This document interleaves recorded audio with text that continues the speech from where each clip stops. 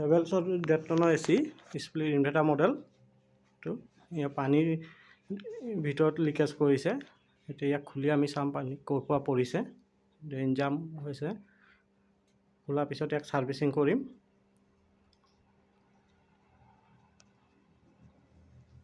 ধৰ ভালকৈ উঠাবি।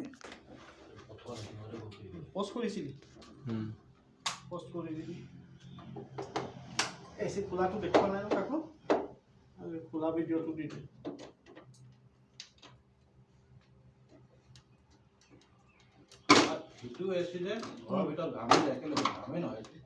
ঘৰৰ ভিতৰতো ঠাণ্ডাটো বৰষুণ দিছে যে ৱাল ডেম আছে, সেইটো কাৰণে ঘামে, কুলিং হৈ যায় ন।